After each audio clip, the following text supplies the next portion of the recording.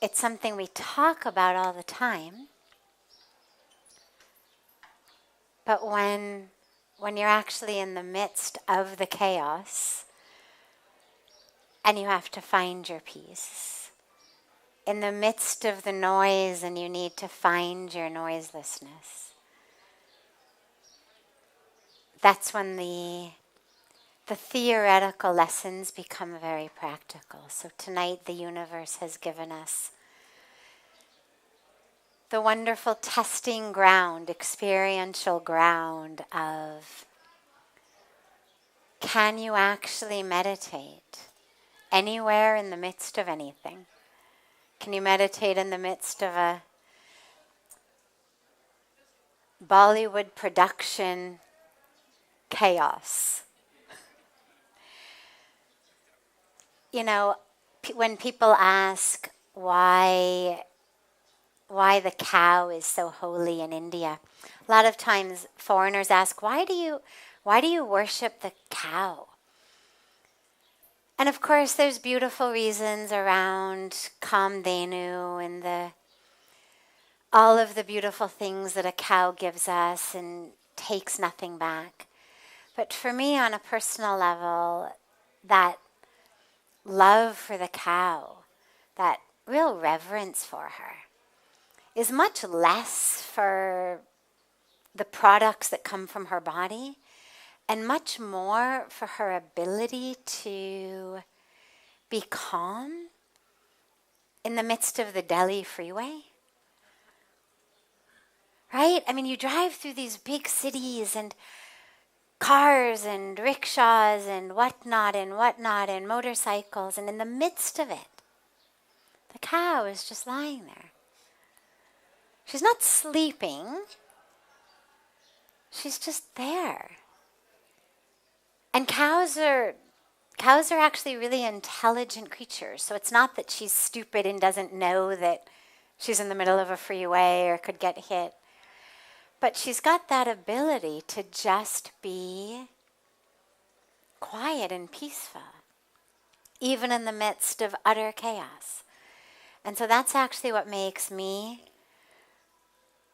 fold my hands and bow to the cow. And so tonight we've been given our own opportunity to experience the ability to anchor in satsang in the midst of drama. We'll begin, as always, with a question that came in advance, and then open it up to any questions that anyone here may have.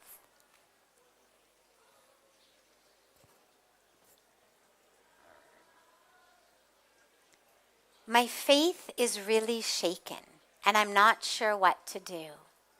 My inclination has always been toward God, and whatever I am today, of course, is because of God. But in the corner of my heart, I have questions and doubts.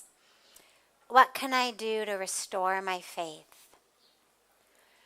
Well, the nice thing about God is He doesn't mind questions.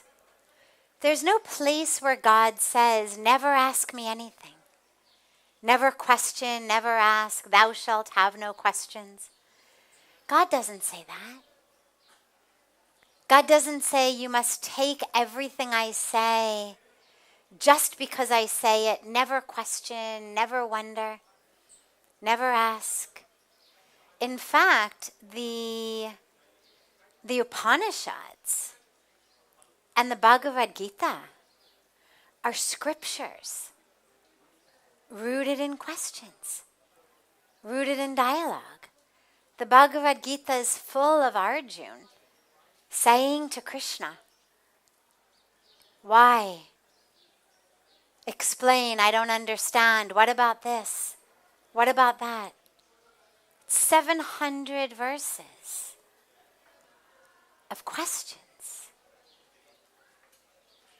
The Upanishads are full of questions, dialogues, questioning, So the first important part is, don't worry if you have questions. God's okay with your questions. It's fine to have them. It's even fine to have doubts. Again, there's nothing that says thou shalt never have a doubt. Thou shalt turn off your rational mind. There's nothing in our scriptures that says that. Faith is not something God needs. Faith is something we need. The doubts don't bother God. You know, it's like if you've ever had an argument with someone where you absolutely know you're right. And I don't mean those sorts where everybody thinks they're right, but an argument where actually there is an objective correctness. It's a mathematical problem. It's something about the past that all you've got to do is go back and check. It's an address. It's a phone number. It's, these sorts of things that really do have right and wrong.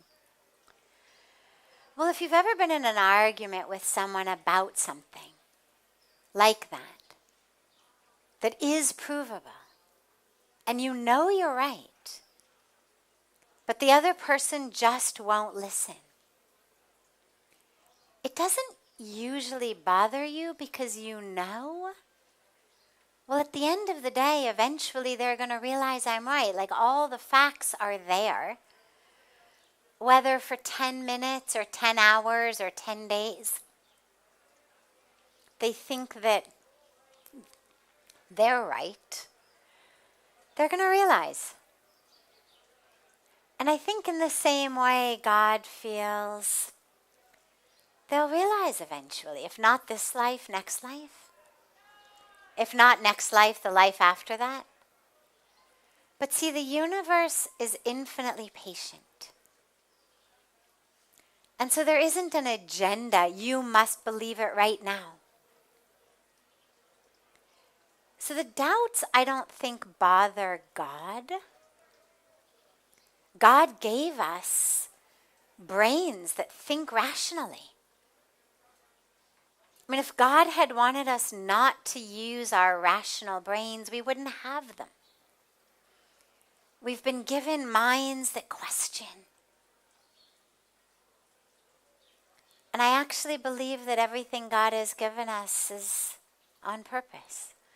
So I don't think that our doubts bother God at all. But they hurt us a lot. Because the doubts keep us from being close to God. And so if your faith is shaken, what you need to ask yourself is, what have I expected from God, from the universe, that I'm not getting? That's what shakes our faith. I've got an expectation that if I'm a good person and I do my puja and my prayers and my mantra, I'm going to get the job I want. I'm going to be the one to get the promotion. The stock market's going to go in my favor. When I'm late for work because I overslept and I get in the car, there won't be any traffic. We have this sort of expectation from the universe. When we identify as good people, especially spiritual people, who are doing things to make God happy, right? We think, well, I'm doing a yagna, God will be happy. I'm doing puja, God will be happy. I'm chanting my mantra, God will be happy. God doesn't need these things. Not your rice, not your milk, not your ghee. We do all of those to reconnect us back to the divine. When we're not sitting in puja, when we're not meditating, when we're not in the temple, chances are we're not thinking about God. Chances are we're thinking about the stock market, or what we're going to buy, or what we're going to have for dinner, or how we're going to get someone in bed. We do puja and meditation and rituals to connect us, but not as a bargaining chip to God. And so when we have these expectations and they're not fulfilled, we tend to lose faith. Right? I was just saying the other night, the universe is not a vending machine. But we think of it as that. I put in my metaphoric money. I've done my puja, I've done my abhishek, I've done my mantra. And I push the button and what I want should come out.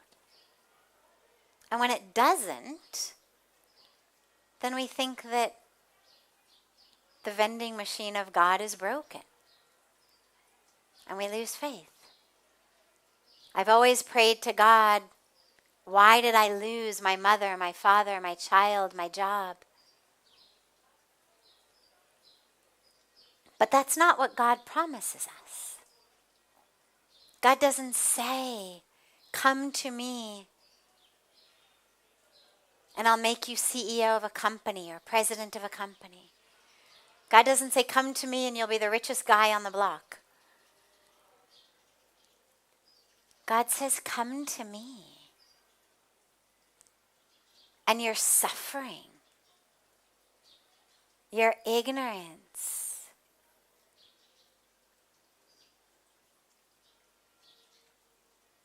will disappear. Come to me. And that sense of aloneness, that sense of fear, that stress, that running after illusions, you'll be free of that. Come to me, and you'll know who you are. This is what God promises us. But our faith tends to get shaken when we're thinking of God as a vending machine. So if you find yourself with shaken faith, simply ask yourself, first of all, again, doubts, fine, have them as long as you need them. God will be patient. Questions, ask as many as you want. See if you can outdo Arjun. No problem. Have your own Upanishad. No problem. With your own questions, your own conversation, no problem. But if you find that beyond that your faith is still shaken, ask yourself, what was I expecting that didn't happen? What bargaining chip did I think I had with God that I was let down in? And when you realize that, then you're going to see where you lost your faith. And then you get to choose whether you want to go back to a connection with faith in a God who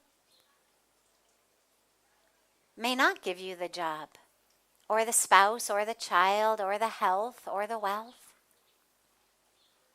but who will give you simply God's presence. And if that's something you want,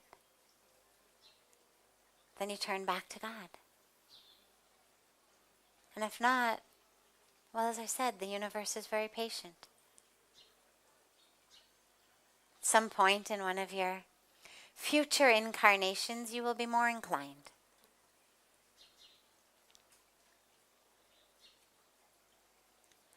Are there any questions that anyone here has? Yes. He'll just bring you the mic. Yeah, whatever you said is right, basically, right? You connect with the God, and then you do not have to connect with money and all the whatever it attract you. Mic अपनी मुंह से Okay, थोड़ा okay, सा दूर रखिएगा क्योंकि okay. वो Okay, but would like to know what is the fact of the life? Is it like the fact of the like law is that Newton's invented that if something drops out from above, like apple drops out, then it comes to the that's the gravitation law. So what is the fact of the light after our death? Okay, like we connected to the God, but there is some afraid in our mind. What will happen is going to be there after death. How do we ensure our life after death? Whether we can free from birth and death, or we have to reborn and then we have to again go for the karma. Like if we have to again go for the karma, then we have to very careful whatever we do in this life, yeah. because we have to again go for the cause and effect cycle. Then what we do basically, if we have to dependent on the cause and effect life, then every time whatever we do, we have something in our mind whether we are doing right or wrong. Okay. Right. I got it. Yeah. Wonderful. Thank you. So his mic was a little garbled, so I'll just repeat the question, especially for our family joining us online. He's asking about the fact of life. What is the fact of life? What is the fact of life after life? Do we have to keep coming back and doing this all over again? This karma, do we have to keep experiencing it? Because he said, well, if we're going to have to keep doing it, then we better be really careful. But how do we make sure that we have a life after death? Or do we have a life after death? And how do we deal with this whole cycle? So, and the last thing he said that I loved was, he said, is it all just cause and effect, and we're all sort of victims of this cause and effect that we don't have free will over? You are the cause. Yes, there's cause and effect, but we're not victims of that. We're the creators of that. It's like, I have here a glass of water, right? So, karma means action. That is what we'll call cause. It's the action. The karmic fruits are the effect of that action. Now, if I take this water and I pour it, oh my, sorry. Well, the cause was me pouring water. The effect is my leg is all wet. Feels nice in this weather. It would have felt not so nice a few months ago. But I'm not a victim of that. I did it. Now, some of the actions may not seem like they're so direct. Maybe I'm sitting here. I didn't pour the water on me, but as I'm sitting here, let's say it's the rainy season, and suddenly my roof starts to leak, and then my leg is wet because the roof is leaking. So the effect is still the wet leg. And the cause, we might say, well, I'm just a victim. Matlab, I was just sitting here. But if I go back enough, I'll see, yeah, I remember that contractor who came. He gave me a bill for 5 lakhs, but I decided that I really only wanted to pay him 2 lakhs. So from the beginning, I started cutting everything. As we went along the way, I just kept cutting his bill and only giving him, a third of what he asked for. So naturally, the guy did a sloppy job. Naturally, my roof now leaks. Naturally, I am now wet.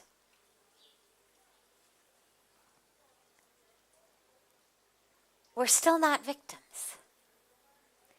But there's a third aspect. The third aspect is,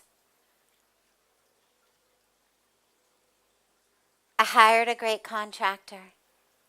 I paid him beautifully. He did a wonderful job.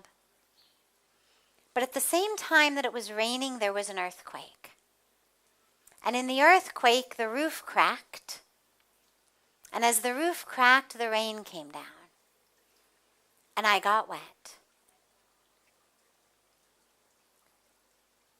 Well, that isn't anything that I did, per se. But karma gives us, the fruit of karma gives us, not only the immediate or short-term fruits. We've got three aspects of karma. I won't go into the details of all of it now, but we've got our long-term karma, short-term karma, immediate karma. So we've dealt with immediate, we've dealt with short-term. Now what about the long-term karma? So I may have no recollection, no memory of anything connected to this roof, this experience, and I may never have done anything connected to it. But at some point in my past, some action connected like a thread. They're not individual cause-effect. It's not like one boomerang after another. We're talking about threads in a tapestry. My life is a tapestry, and the tapestry is made up of threads. Some threads are those I've woven right now, like pouring water on my clothes, or saying something mean to someone else. If you want to watch, immediate karma, go home and be mean to your spouse. You'll enjoy a night on the couch. Immediate karma. Right? I mean, you could almost plan it in advance. But then we've got these threads that have been woven from earlier this life, past lives that ended up making us be born in a certain situation in this life that was most conducive to our awakening. And that's the key point, is karma is not punitive. It's not about rewards and punishments, good and bad. It's, on the one hand, about simple, natural effect. You plant an apple seed, you get an apple tree. It's neither good nor bad. It just is. But then we've also got us receiving that which we need in this moment to walk closer to our destination. God realization, self-realization, enlightenment, awakening, moksha, whatever word you use.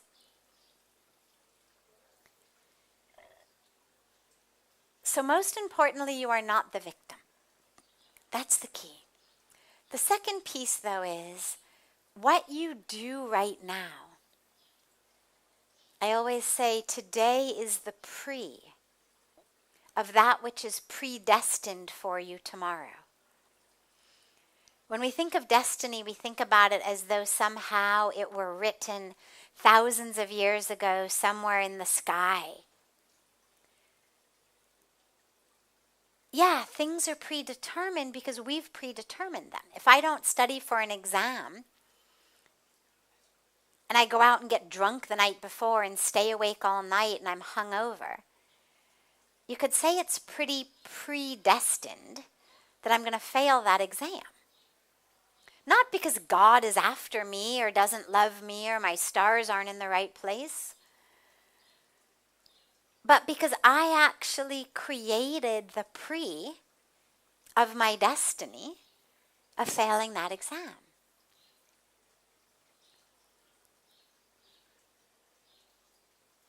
Our next life is based on that which we're doing now. Now is the pre of later this life and next life.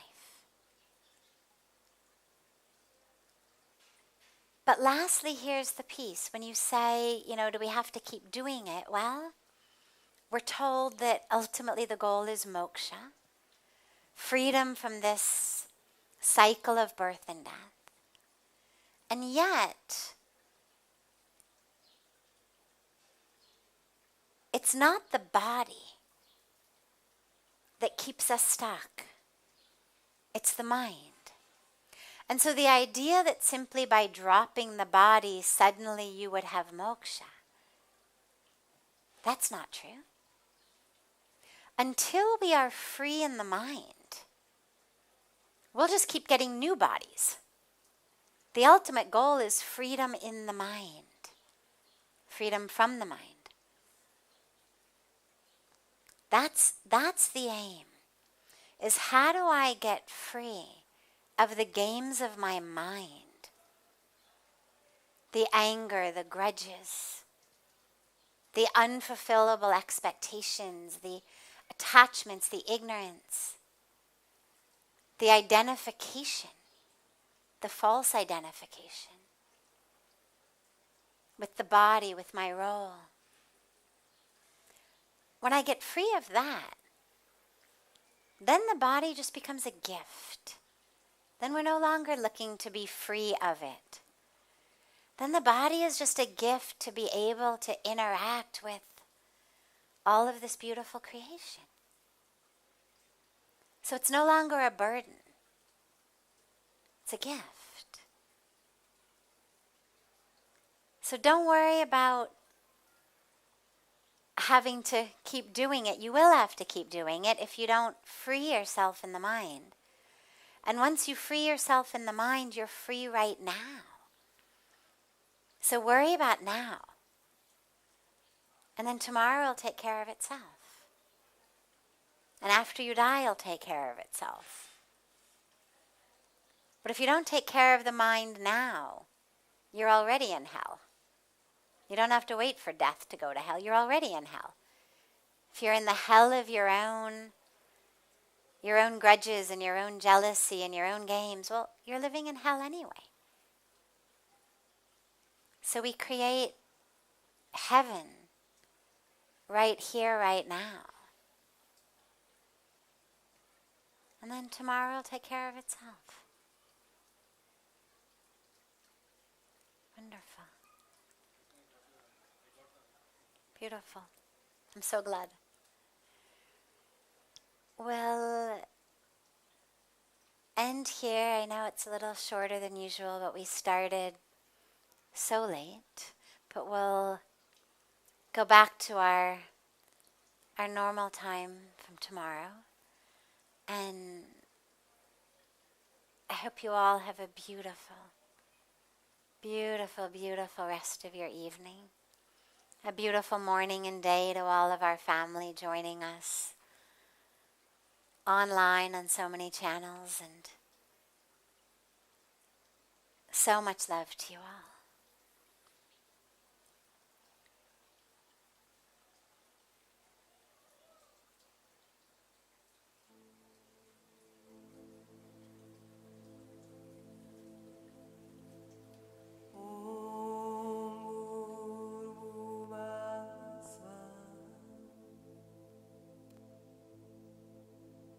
Savitu